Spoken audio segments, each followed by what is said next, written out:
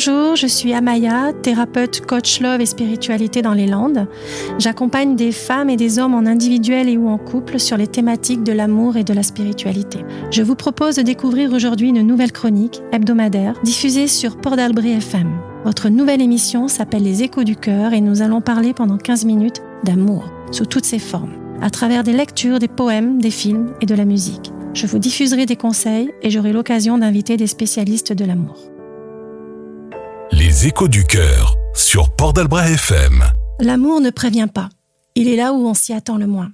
On pense avoir tout vécu jusqu'au jour où nous rencontrons notre véritable amour. Ce jour-là, tout devient magique. Nos croyances et nos peurs s'évanouissent. Nous devenons alors nous-mêmes. Nous ouvrons ainsi les portes de notre cœur et nous aimons sans condition l'autre, avec ses forces et ses faiblesses. Tout en l'autre nous anime et devient lumineux.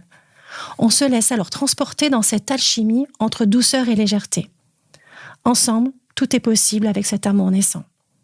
Nous avons le sentiment de nous connaître depuis toujours, les choses sont simples et fluides. Le temps s'accélère quand nous sommes ensemble. L'amour rend beau, libre et heureux, dans une quête de paix et d'harmonie. Je vous propose de nous envoler au Brésil, où l'auteur à succès Paulo Coelho illustre ses propos sur le véritable amour à travers de nombreuses citations et livres, dont voici 2 citations. Restez avec un amour qui vous donne des réponses et non des problèmes, de la sécurité et non de la peur, de la confiance et non des doutes. Je t'aime parce que tout l'univers a conspiré à me faire arriver jusqu'à toi. Le dernier livre de Paulo Coelho, Le Don suprême, chez Flammarion, est une pépite, un très beau livre sur l'amour que je vous conseille. Avant d'arriver à cet état de bonheur, il est important de faire tout un chemin vers soi pour mieux comprendre l'autre et se comprendre soi-même, comprendre ce qui se joue quand on tombe amoureux. Mais finalement, connaissez-vous les mécanismes qui se mettent en place lors d'une rencontre ? Alors j'ai mené mon enquête sur le sujet pour vous. Voilà comment on tombe amoureux. Durant la période de rencontre dite de romance, il existe des raisons sous-jacentes et inconscientes pour lesquelles nous tombons réellement amoureux. Alors il existe plusieurs théories concernant la période de romance. La théorie biologique, donc il s'agit d'une hypothèse de la fin des années 60 qui est assez décriée aujourd'hui puisque son concept est évolutionniste de l'amour. Nous choisissons instinctivement des compagnes et des compagnons de vie qui favorisent la survie de l'espèce. Alors, il s'agit de répondre à nos besoins primaires de reproduction. Ainsi, les hommes vont être attirés par des femmes à la beauté classique, au teint lumineux, au regard vif, aux cheveux brillants et au corps bien charpenté. Alors là, il s'agit d'un véritable besoin biologique de reproduction. Ce n'est pas un phénomène de mode ou de pensée genrée. L'homme est attiré par une femme en bonne santé, dans l'idée de procréer et de s'occuper de ses enfants. Les femmes, quant à elles, vont avoir une attirance complètement différente. Les femmes vont choisir un homme plutôt leader, affirmé, qui peut leur apporter plus de gibier à la maison et d'assurer ainsi sa sécurité. Bien entendu, cette théorie est désuète et caricaturale. Néanmoins, une part de notre psyché continue de soutenir de tels rôles impartis aux hommes et aux femmes dans la société, contribuant grandement à un fonctionnement stéréotypé et dysfonctionnel du couple. La psychologie sociale du XXIe siècle s'est également penchée sur une seconde théorie, la théorie dite des échanges, qui propose pour sa part une approche relativement holistique. C'est-à-dire qu'elle va avoir une approche dans sa globalité et non pas comme une simple liste de statuts ou de besoins. Nous sommes donc capables d'aimer une personne qui provoque chez nous de l'admiration et qui viendrait inconsciemment nous bonifier. On peut être attiré par l'intelligence, la gentillesse et la joie de vivre, ce qui concourt à rendre l'autre attirant, au-delà de la façade physique ou du statut social. Néanmoins, cette théorie-là ne nous donne pas les clés de compréhension pour savoir pourquoi, quand la routine s'installe, on ne voit plus que les défauts de l'autre. Et c'est là qu'intervient la dernière théorie, la théorie de la persona, qui est une autre dimension au phénomène de l'attirance romantique.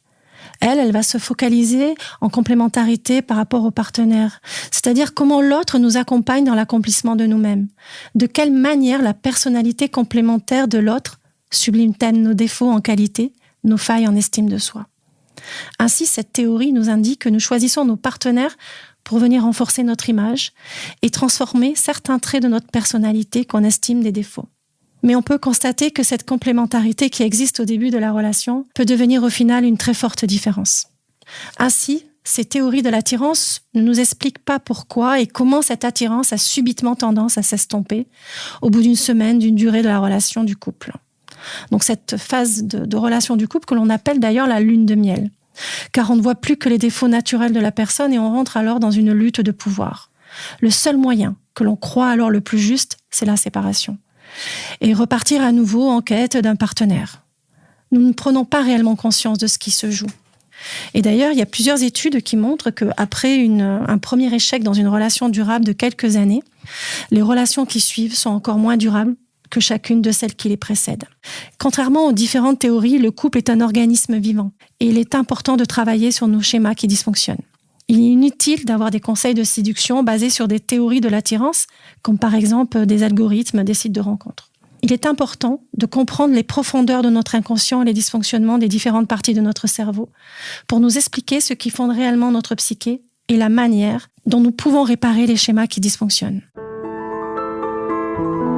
Les échos du cœur avec Amaya. Alors c'est toujours Amaya et je vous parle d'amour et comme je le cite dans mon dernier livre, la lumière de ton cœur est un phare qui éclaire ma nuit sur le chemin du bonheur éternel. Cette citation montre à quel point l'amour peut être très intense au moment de la rencontre amoureuse. Et même si l'intensité baisse, le lien reste magique et dans certains cas durable. Si vous avez envie de lire un livre sur l'amour, je vous invite à lire mon livre sur les flammes jumelles, La clé du parcours l'amour aux éditions Exergue en librairie. Comme je vous le disais avant la chanson de Christophe Maé, les théories n'expliquent pas tout sur la façon dont nous tombons amoureux. Il est important de comprendre les profondeurs de notre inconscient et les dysfonctionnements des différentes parties de notre cerveau pour nous expliquer ce qui fonde réellement notre psyché et la manière dont nous pouvons réparer ces schémas qui dysfonctionnent. Les profondeurs de notre inconscient nous permettent de comprendre ce qui se joue quand on tombe amoureux. Les différentes parties de notre cerveau interagissent pour le meilleur et pour le pire, et en fonction de nos expériences de vie selon Paul MacLean, un neuroscientifique. Notre cerveau a le rôle de diriger l'ensemble de nos comportements. Mais notre cerveau est divisé en 3 parties. Le néocortex, c'est le cerveau qui permet d'apprendre, d'avoir des idées, de comprendre le temps et l'espace. Il est aussi notre mémoire vive et l'espace de stockage, un peu comme un ordinateur. Ce n'est pas le cerveau qui guide la grande majorité de notre comportement.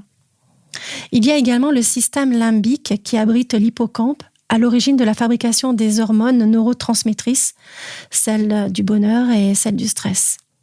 C'est notre mémoire cachée, le lieu de stockage de nos émotions de l'enfance. Il nous permet l'adaptation à notre environnement social. Il s'agit d'un lieu de rangement et d'interprétation de tout ce qui provoque des sensations agréables ou désagréables. Ainsi, le cerveau va renvoyer des messages inconscients du style « je veux avoir ce qui me fait du bien et ce qui me fait plaisir ». Cela provoque des réactions inconscientes dans la partie du cerveau reptilien.